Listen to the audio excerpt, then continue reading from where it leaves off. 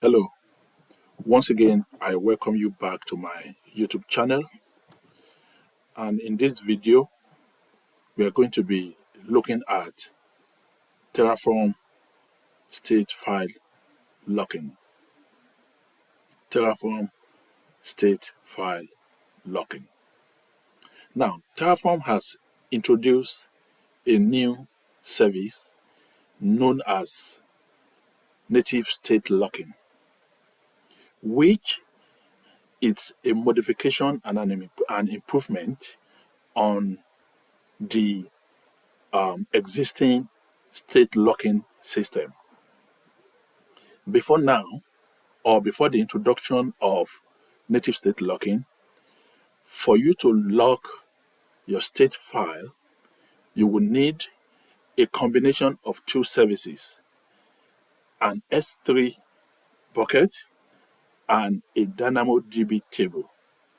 It is the combination of the S3 bucket and the DynamoDB table that will be used to lock the state file, in which case the state file will be locked or will be stored in the S3 bucket, while the DynamoDB table will generate or will handle the lock.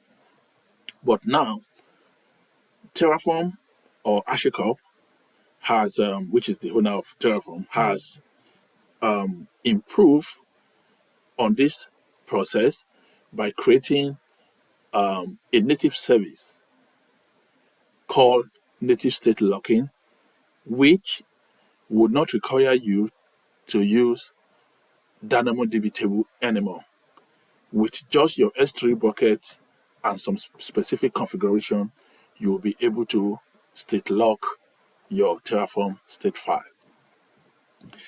Before we delve into the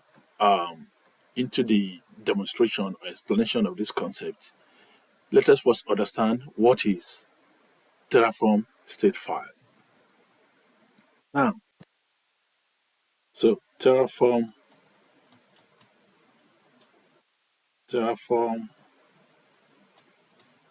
state file. Okay, Terraform state file. So Terraform state file is it's a very critical component of your Terraform tool. And what it does is it tracks the state of your infrastructure. It tracks the state of what? Of your infrastructure, of your infra. Okay? It tracks the state of your infrastructure. And two is the what? Is it acts as the source of truth. I will explain what that means. It serves as what? Source of truth of your infrastructure.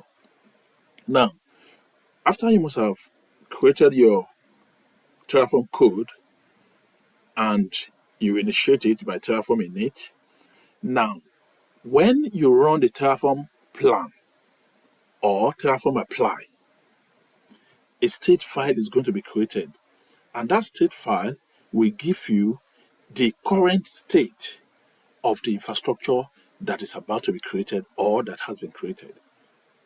So each time you intend to modify your Terraform code, Terraform state file or Terraform will first go into the state file to confirm the current state of the infrastructure and compare it to what you have on AWS in the console. If there's any difference there, it is going to reconcile the difference in favor of the state file.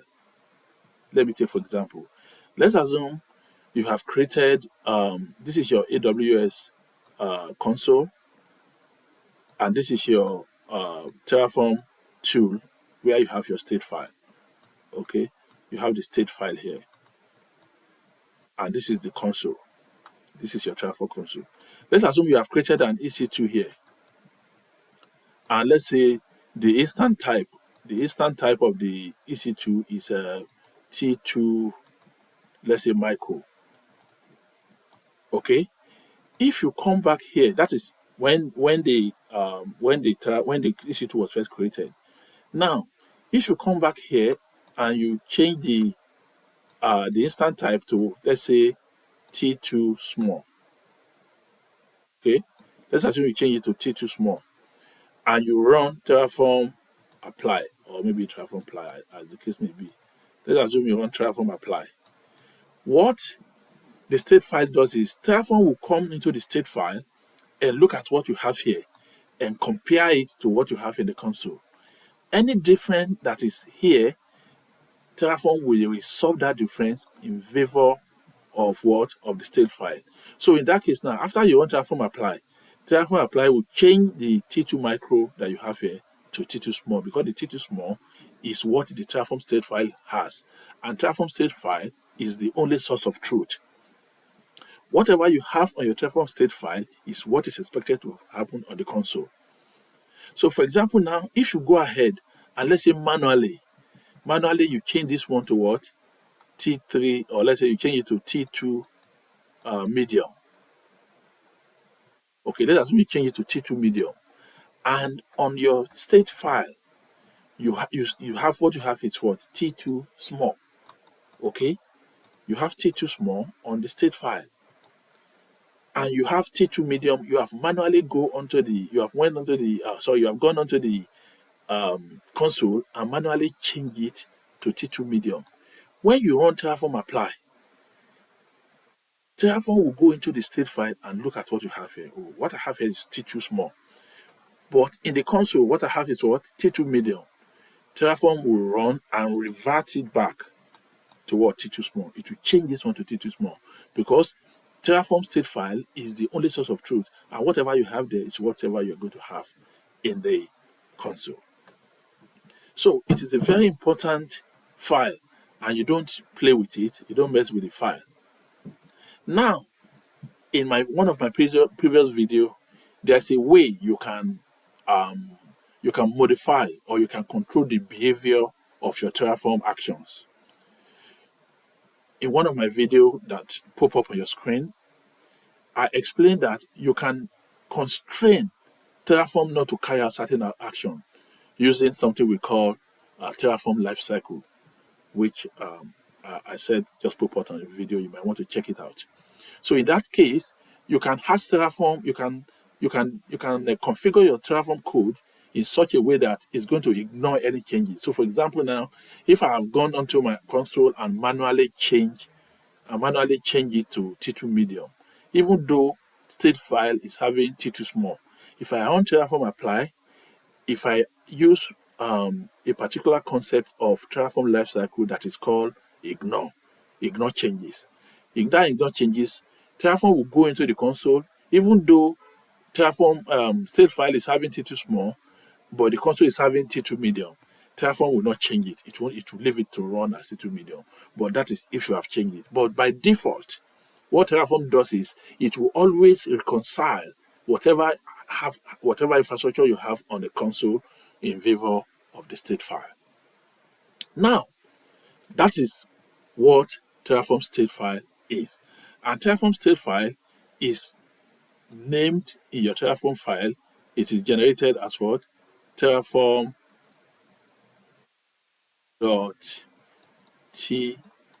state. That is the name of the file. It is a unique file and it has this name. It cannot have any other name. Terraform.tf state file. That is the name of the file. Okay? And it contains your infrastructure current state as we are going to look at it. And it's usually written in the JSON format. It is usually written in the JSON format or JSON language, as the case may be. Now, having understood what is Terraform state file, then what is Terraform state locking? Okay, what is state locking? State locking. Now, imagine you are collaborating. Let's assume we have a DevOps engineer, or let's say even an infrastructure engineer 1, and then also an infrastructure engineer 2, and they are working on the same Terraform project. Okay, both of them are working on the same Terraform project. Now, if this one is working and this one want to make a change, let's assume he has run Terraform apply. This one has done Terraform apply to effect, let's say you want to change the EC2 machine to maybe T2, or maybe you want to change the size to, let's say, 20 gigabytes. Okay, and the dev2 also want to what? Change the same machine, you want to make its own change, and want to make it, let's assume you want to change it to what? 30 GIB. Now, if the two of them push the application or push the command into Terraform state file at the same time, then it's going to lead to what we call, it's going to corrupt the file, because Terraform will not know which of the action to take. So in this case, this concept of Terraform state locking will resolve this problem. And how does it do this? It does it in a way that if Terraform state locking is applied on the Terraform state file, it is such that when one developer or one engineer or one infrastructure or one DevOps engineer is working on the file, then the file will be locked at that moment and no any other person can use it. It is after this has been completed that another person will be able to use it. That is the intelligence of state locking. It allows only one person to make changes on the state file at a time. No two people can do it at the same time. Now, before the introduction of native state locking, the method is such that for you to carry out state lock, we need two resources. We need an S3 bucket, and we need a DynamoDB table. So, table. Now, in that case, the S3 bucket will store the state file. The state file will be stored in the S3 bucket, while the DynamoDB will handle what we call the lock ID. That is the locking. But now, HashiCorp, which is the owner of Terraform, has introduced what we call native locking, native state locking. Okay? In the state locking now, all we only need is what? The S3 bucket. So the only thing that is different here is the configuration will just be different. We no longer need the DynamoDB table to create it. So the advantage is such that, one, it's going to be fewer steps to set up your state locking, and it's going to be fewer resources to be used, because instead of using two services, you are going to be using just one. And also it's going to be a reduced cost because you are using fewer services. So we are going to see both of this method in action. We are going to see the old method where you use S3 bucket and DynamoDB table to do it. And also we are going to see how we can use only S3 to do state locking. Now we are going to jump onto the AWS console and we're going to walk through the process. So the first thing we're going to do now is we are going to perform state locking using the old method of S3 bucket and DynamoDB table. So what we're going to do now is that we're going to go and create S3 bucket. After S3 bucket, we'll create a DynamoDB table and we'll use it to create the state locking. And after that, we'll also demonstrate that of S3 only. So let's go onto our AWS.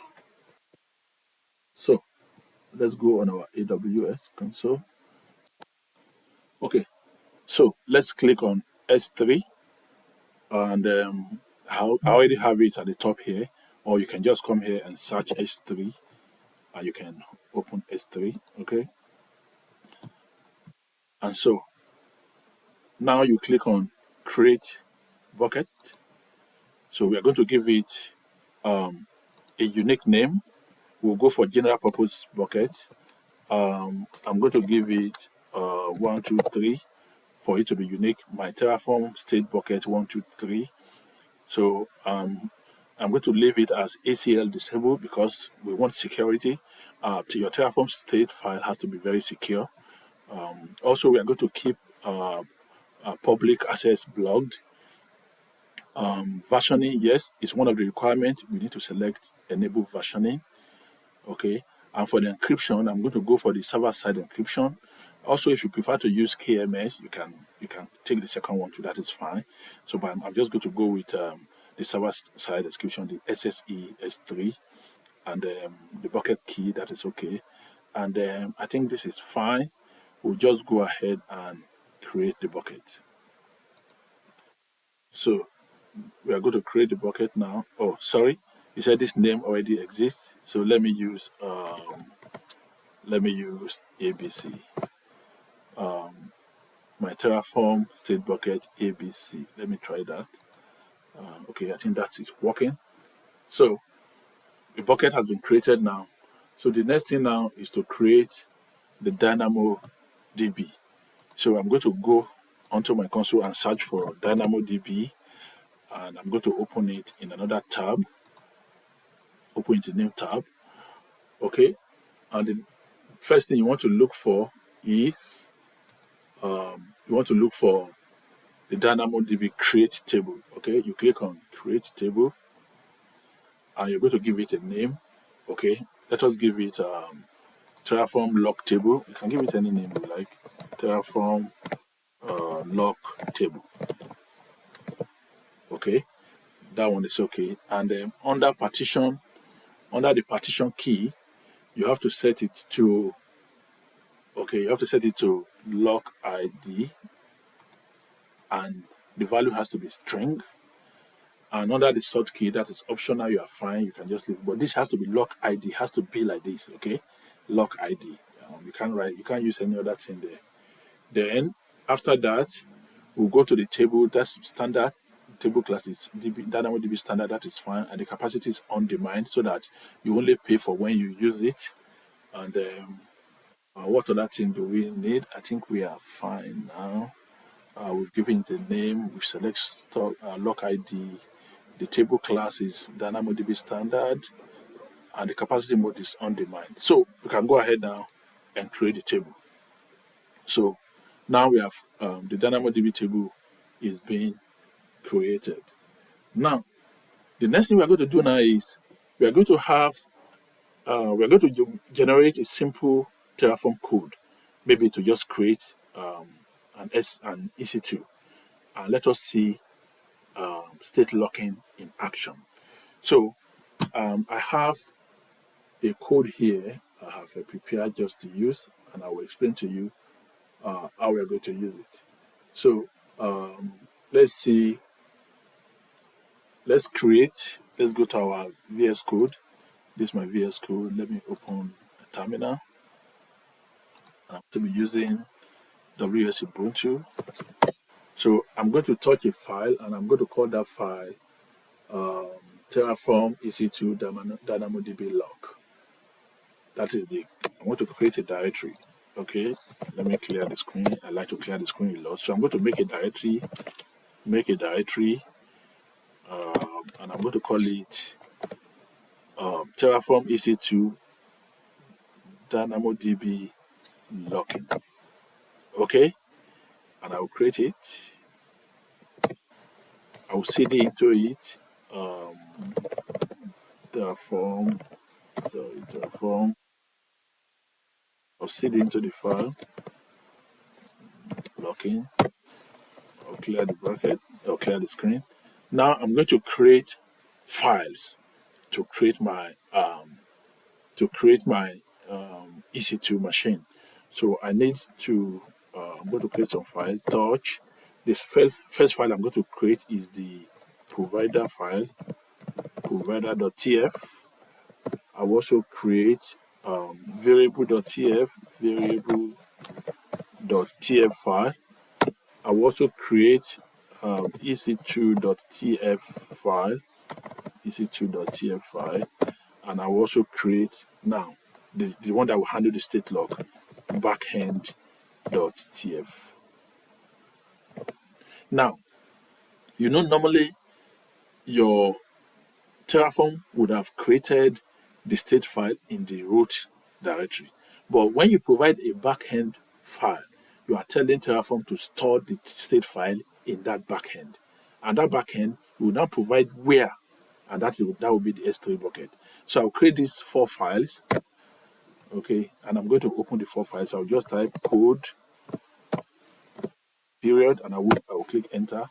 And it's going to open it in another format. I can close this and I can open this one. So I have all the file now and I have my terminal. So I'm going to copy those files in each of these. So in my backend, okay, let me first do the EC2 and I will explain to you what we are doing. So EC2 machine, I want to create an EC2. So this is just a simple Terraform code just to go and create an EC2 machine, an EC2 instance. And the provider is AWS, okay. We're creating it in AWS console. So this provider is AWS and it's going to be creating it in US East 1. Let me zoom out a little bit for you to see. Okay, in US East 1. Now the variables. Let me put the variable here. And this the variable is instant type and this instant is T2 micro. And it's going to be using this AMI, which is an Amazon Linux 2 in the US East 1. Now, in the backend folder, that is where we are going to be configuring our state file. Now, I have this code here. You can see I'm telling Terraform to store the state file in S3 bucket, and the name of the S3 bucket is what? My Terraform S3 ABC. I think that is the name of our bucket. Let me check it. Let me be sure. Name of our bucket. I'll come back to S3. Click here, click on S3. Okay, that's the name of our bucket. My Terraform state bucket ABC. Okay, that is the same name I have here, my Terraform state bucket ABC. So I'm telling Terraform to store the state file in this part. And look at the part here. Now you can configure this to be in different form. Now, what I'm saying here, I'm merely saying I'm having a production, this is for production, and the EC2 instances and the Terraform state file. If you like, you can configure this part to mean anything. If this is a development stage or this is a staging stage, I can change it to be it. And in the DynamoDB table, this is the name of my DynamoDB table, Terraform lock table. If you remember, that is the name of that's it here, Terraform lock table. And so that is it here. So I'll go back to my EC2 instance. So now that we have prepared the file, now let us see how our lock will work.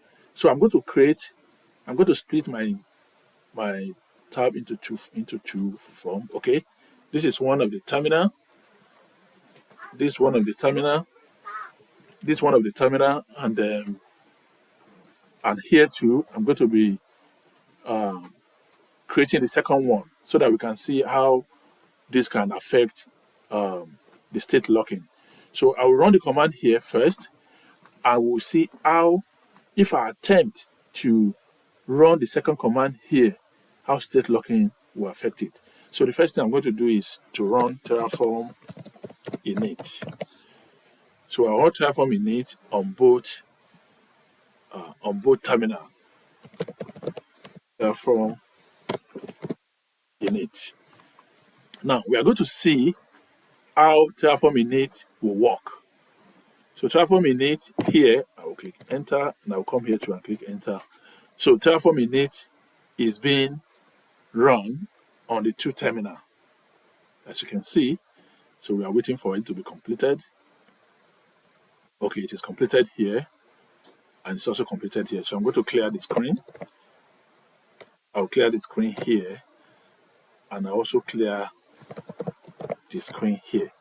Now, the next thing I want to do now is I will do Terraform apply. Let me just do Terraform apply so that we can, we can skip we can save time. So I will do Terraform apply iPhone auto approve so that you can create it. And I'm going to do the same here. Terraform apply iPhone auto approve. Okay, now I'm going to run Terraform apply here, and I'm going to run here at the same time. Let us see what happens. So I'll click here, Terraform apply, and I'll click here, Terraform apply. Let's see what happens. You can see on this side, on the first one, it is working. But on the second one, look at the message. It said, acquiring state lock. Error message, operation error, DB, this. Now, it said the option what? The condition check exception fail. The condition request failed. And this is the lock ID. Okay?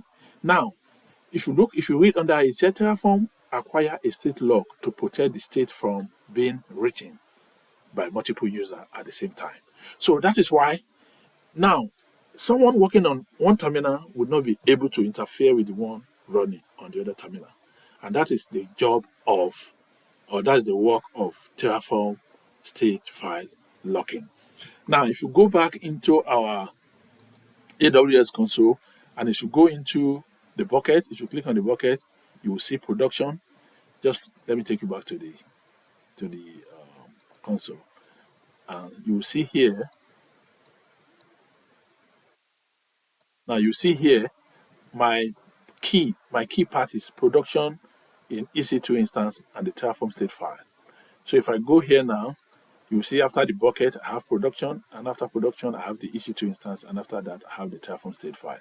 Now if I open this Terraform state file, let me click on it, and if I open it, look at it here, open. If I open it here, you will see this is the content of the file, and you don't want to mess with this because any changes we make here will affect the infrastructure on the console. Now let me go back to my AWS console. Now let's see what we have inside our DynamoDB table. If you open the DynamoDB table and you click on explore item, if you click on explore item, you are going to see here, this is our Terraform lock, and this is what? This is the lock ID. Let me click on the lock ID for you to see. If I click on the lock ID and I click on view JSON file, you see this is the what? This is the lock ID, and this is the digest, which just gives you metadata information about it.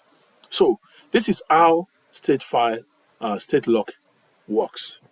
Now this is the old approach where you use combination of S3 bucket and DynamoDB to do it. But now what we are going to be doing now here, like I showed you, here we have used the combination of what?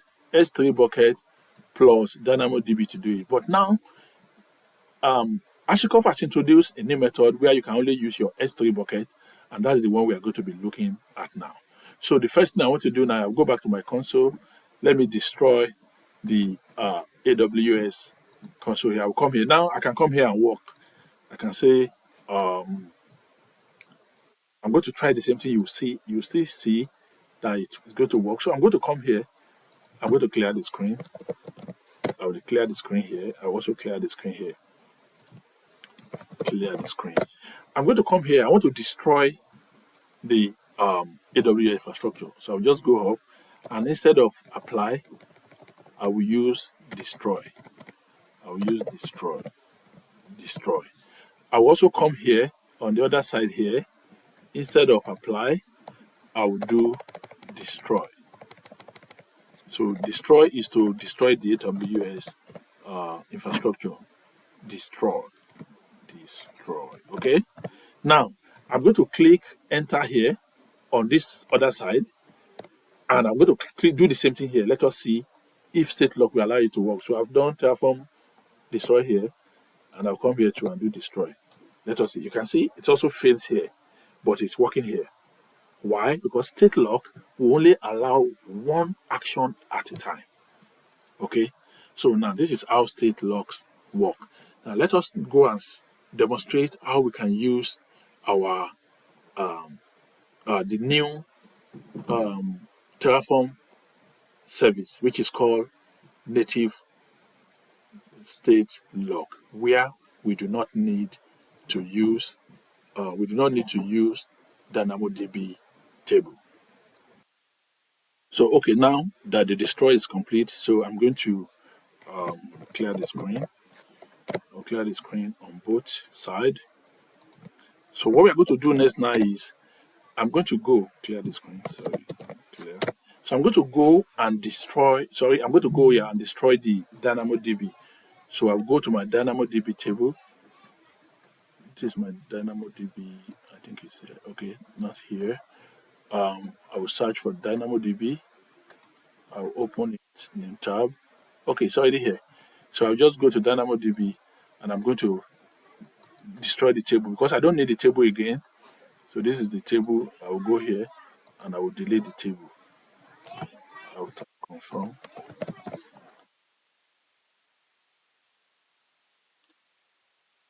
Click on confirm. So yeah, now the table is successfully deleted. So we don't have DynamoDB table any longer. So we can go ahead and close this. Now we have our S3 bucket.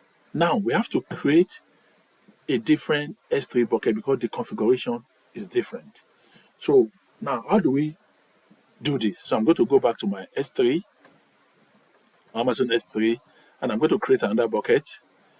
And it's going to be a general purpose bucket as the case may be. Okay. And what are the configuration? What and what do you need to do here? So here we go to S3, general purpose. Let me give it a name. I will still give it the whole name that we have before. Let me pick the name here. I will just change it. I will just change a little thing there. Let me call it my Terraform state lock bucket. That's what I'm going to call it. Okay, I'll just call it my Terraform state lock bucket. And then after that, it's in the US East one. Now, we have to scroll to advanced setting. Leave all the default as it is. The ACL is disabled. The public access is blocked. And here you don't really need to, we don't need to enable versioning in this case. Now, keep all this. Just go to advanced setting. And under advanced setting, we are going to look for what we call object lock. Look at it, object lock here. We need to enable it. Okay, we need to enable object lock. And we have to accept. And after that, we just go ahead and create the bucket. You can see the difference. Remember, in the previous one, we enable versioning. Here, we don't need versioning. All we just need is to enable object lock. And we are going to create the bucket. So the bucket has been created, and this is the name. The name is my Terraform state lock bucket. Now, let's go back to our terminal. We are going to be using the same configuration. Don't forget we have destroyed the EC2 machine. If you go there, you are not going to see EC2 machine. Let me open it. If you open it here, another tab, we are not going to see any EC2 machine running. Okay, you can see it. No EC2 machine is running. It's empty. So we are going to create another EC2 machine, and I will go back to my terminal. Now, the difference here is all the configuration remain the same for the variable provider ECF, but our backend.tf will be changing. The first thing is that the name of the bucket is changing.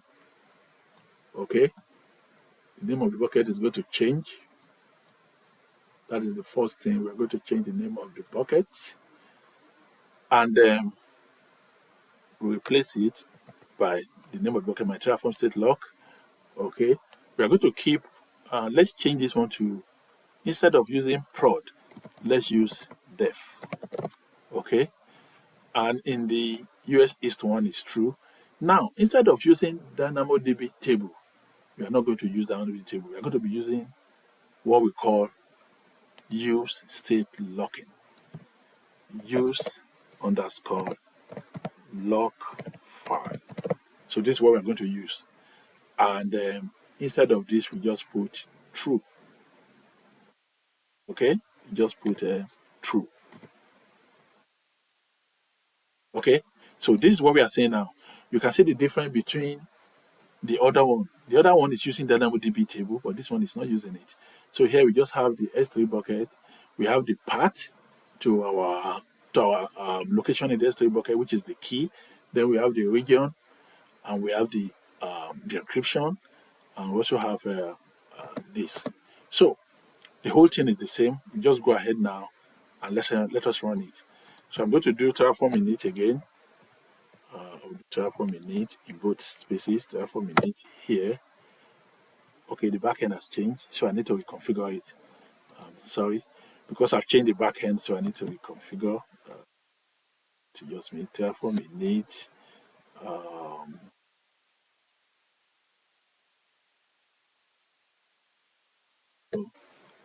Oh, sorry, I didn't do it well. Yeah, Terraform. It's already over here. Let me just copy it. Terraform iPhone reconfigure. The same thing here. Okay. Now, this is just because I've deleted the old one, so that doesn't matter. It's not part of what we are doing here. So now that I have my Terraform init and no DynamoDB table, I will also go and do Terraform apply. Okay. And let us see now that we don't even have. Let us see what is going to happen. So this is Terraform apply. I will also do the same here. Terraform apply. So I'm going to be doing it on the right hand side this time. So I'll click enter here. I'll come here to and click enter. Let us see. You can see it has failed on the left hand side. And what is the error? The same error acquiring state lock. Because when you have a state lock in place and you run Terraform apply, that action will go and acquire state lock to lock the process at that time, so that no other person can do it, can work on the same action as you. So this is the new service by Archicop, Terraform, where you don't need DynamoDB to create a state lock. This is very important and can be very useful, especially when you're working in an environment where you have to collaborate with other people. So I hope you have learned one thing or two in this video. Please, if you like this video, kindly subscribe and like and make comments, so that anytime I post another video, you will get notification. I hope you enjoy it, and I will see you in another video. Thank you.